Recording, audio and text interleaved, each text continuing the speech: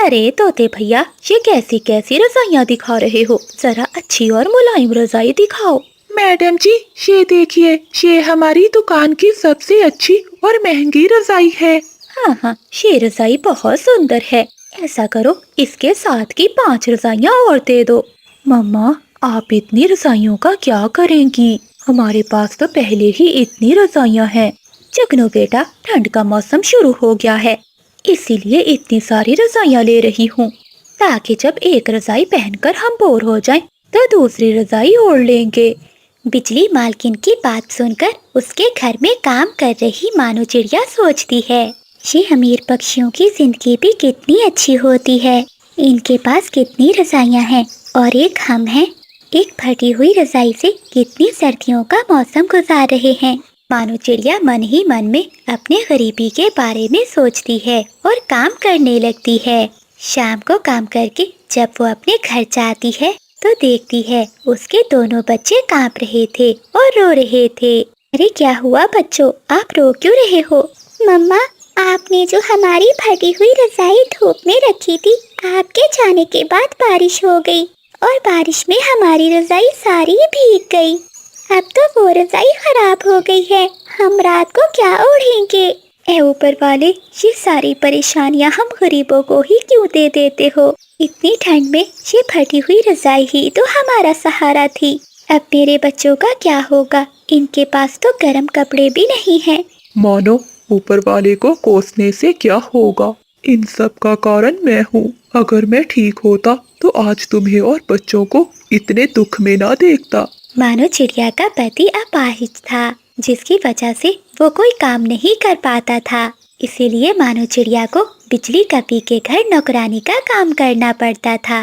बच्चों, आप यहीं बैठो, मैं कहीं ना कहीं से इंतजाम करके आती हूँ। इतना कहते हुए मानो चिड़िया जंगल में बाजार की ओर निकल जाती है, जहाँ वो देखती है कि काफी सारे सब्जी वाले पक्षी बैठे हैं, जिनके पास ढेर सारी बोरियां रखी हुई थीं।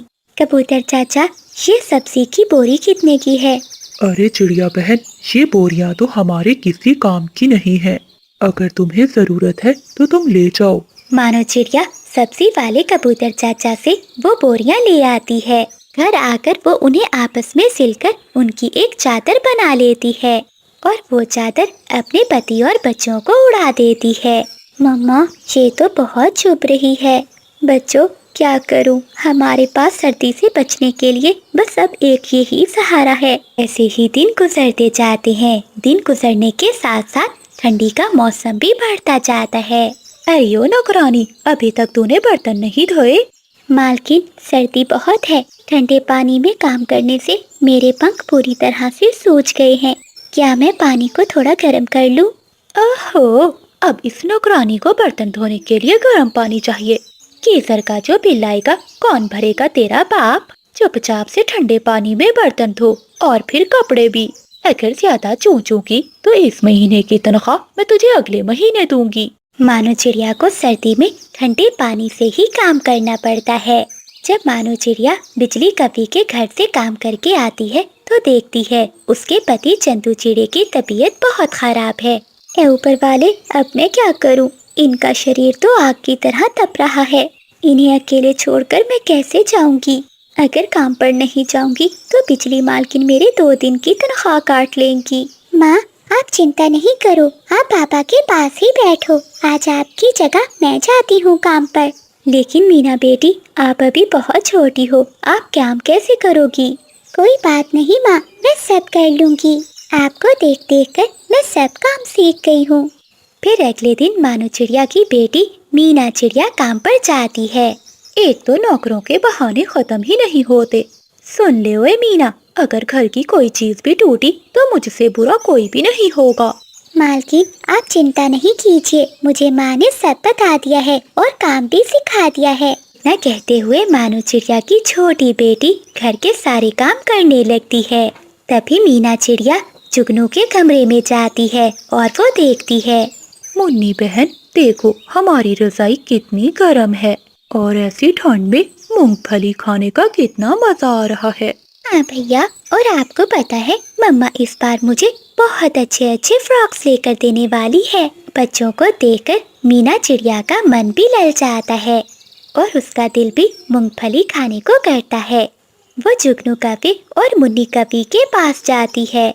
मुझे भी थोड़ी सी मूंगफली दे दो, मैंने सुबह से कुछ भी नहीं खाया है। छी छी, तुम कितनी गंदी हो, दूर जाओ। और तुम्हारी हिम्मत कैसे हुई हमारे कमरे में आने की? तभी बिजली कवि अंदर आती है। क्या हुआ बच्चों? माँ देखो ना, ये छोटी चिड़िया हमसे खाने की चीजें मांग रही है। अरे छोटी चिड़िया, तेरी इतनी हिम्मत, तू मेरे बच्चों से छीन कर खाएगी? आई बड़ी, चल भाग यहाँ से। बिजली कवि मीना चिड़िया को मारती है और वहाँ से निकाल देती है। रोती हुई मीना घर आती है और वो अपनी माँ को सारी बात बताती है। हाँ मम्मा, आज से हम वो बोरी नहीं ओढ़ेंगे, वो हमें बहुत चुभती है। बच्चों, मेरे पास इतने पैसे नहीं हैं कि मैं तुम्हें नई रजाई लेकर दे सकूं। अपनी माँ को माफ कर देना। ऐसा कहते हुए मानो चिड़िया अपने दोनों बच्चों को पंखों से लगा लेती है और रोने लगती है।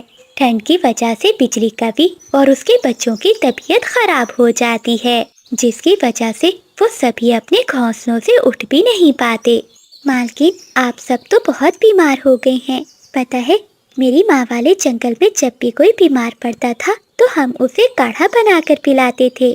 मुझे भी वो काढ़ा बनाना आता है, मैं आपके लिए वो काढ़ा बनाकर लाती हूँ। देखिएगा, वो पीते ही आप बिल्कुल ठीक हो जाएंगे। अरे, डॉक्टर की दी हुई महंगी दवाइयों से तो हम ठीक नहीं हुए, और तुझ गवार के दिए हुए काढ़े से क्या हम ठीक हो जाएंगे? मालकिन, एक बार आप काढ़ा तो पीकर देखिए, आप 2 दिनों के अंदर ही ठीक हो जाएंगे। फिर मानो चिड़िया रसोई में जाती है। वो देसी तरीके से काढ़ा बनाती है और अपनी मालकिन और बच्चों को देती है। जब तक वो सब ठीक नहीं हो जाते, दिन रात उनकी सेवा करती है। मैंने मानो के साथ कितना बुरा बर्ताव किया, इसके बावजूद भी वो आज मेरा और मेरे बच्चों का कितना ख्याल रख रही है। हम तो दिन भर हीटर के सामने बैठे रहते हैं, तब भी हम सब बीमार हो गए, और मानो के पास तो पहनने के लिए एक भी गर्म कपड़ा नहीं है। मुझे अपने किए पर बहुत पछतावा हो रहा है। वैसे ये मानो गई कहाँ? आज तो उसकी तनख्वाह देनी थी और आज ये घर चली गई। मैं एक काम करती हूँ, मानो चिड़िया और उनके बच्चों के लिए कुछ कपड़े लेती हूँ और उसके घर जाकर उसकी तनख्वाह दे आती हूँ। ये देखकर उसके परिवार वाले खुश हो जाएंगे। फिर बिजली कवि मानो चिड़िया और उसके बच्चों के लिए कुछ गर्म कपड़े लाती है और एक रजाई भी। लेकिन जैसे ही बिजली कवि मानो चिड़िया के घर जाती है तो देखती है उसका पति अपाहिज घोंसले में लेटा हुआ था। मानो चिड़िया के दोनों बच्चे बोरी ओढ़े अपने घोंसले में बैठे हुए थे और बेचारी मानो चिड़िया खांसते हुए भोजन बना रही थी। मानो, मालकिन, आप यहाँ क्या कर रही हैं? मानो, तुम्हारे परिवार की ऐसी हालत है, तुमने मुझे क्यों नहीं बताया? तुम सब इतनी ठंड में और गरीबी में कैसे रह रही हो? मालकिन, ये तो हम सब की किस्मत में लिखा है। खैर छोड़िए, आप यहाँ बैठिए, मैं अभी आपके लिए गर्मा गर्म चाय बनाती हूँ। चिड़िया, मैं तुम्हारे और तुम्हारे बच्चों के लिए गर्म कपड़े और रजाई लेकर आई हूँ, और ये रही तुम्हारी तनख्वाह। मुझे माफ कर देना चिड़िया, मैंने तुम्हारे साथ बहुत बुरा बर्ताव किया। मुझे अपनी गलती का एहसास हो गया है। हाथ लेकर आऊंगी। चिड़िया ऐसे बैठी हुई थी कि उसके पेट में दर्द होने लगता है। अरे बाप रे, ये क्या हो रहा है? मेरे पेट में दर्द क्यों शुरू हो गया? बुलबुल डॉक्टर ने तो 5 दिन का समय दिया था अभी। लगता है अब मुझे घर जाना होगा। फिर चांदनी चिड़िया वहाँ से चली जाती है। थोड़ी दूर जाने पर उसके पेट में और भी दर्द बढ़ने लगता है। लगता है मैं घर नहीं जा पाऊंगी, मुझे यहीं किसी घोंसले की खोज करनी होगी। चिड़िया दर्द में थी, इसलिए वो आसपास घोंसले की खोज करने लगी। तभी चांदनी चिड़िया को एक पेड़ पर पुराना घर दिखाई देता है। हाँ, ये घर ठीक रहेगा। लगता है इस पुराने घर में कोई भी नहीं रहता। जब तक मैं अंडे नहीं दे देती, मुझे यहीं रहना होगा। थोड़ी देर बाद चांदनी चिड़िया उस घोंसले में 2 प्यारे प्यारे अंडे दे देती है। तभी वहाँ बिजली कवि आ जाती है। अरे, कौन है तू चिड़िया, और यहाँ क्या कर रही है? کبھی بہن، میرا نام چاندنی ہے۔ میں یہاں اناج کی کھوج میں آئی تھی، لیکن گھر جاتے سمے میرے پیٹ میں بہت درد شروع ہو گیا۔ میں گھر تک جانے کا انتظار نہیں کر سکتی تھی، تبھی مجھے یہ گھر دکھائی دیا اور میں یہاں آ گئی۔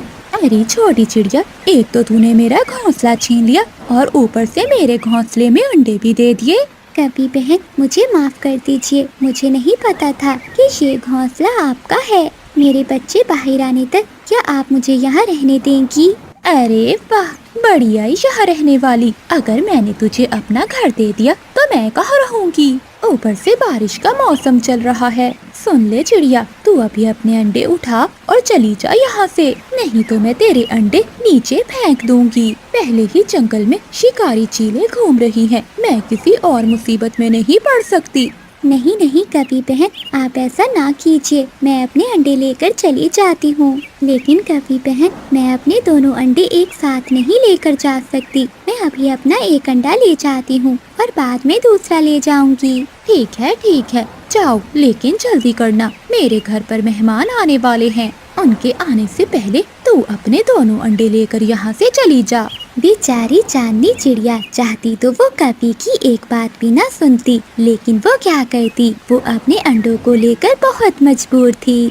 پھر وہ اپنا ایک انڈا اٹھاتی ہے اور وہاں سے چلی جاتی ہے۔ اچھا ہی ہوا میں نے صبح یہ گھونسلہ دیکھ لیا تھا، مجھے تو بنا بنایا ہی گھر مل گیا۔ کیا پتا یہ کس کا گھونسلہ ہے۔ اب وہ چھوٹی چڑیا اس انڈے کو بھی لے جائے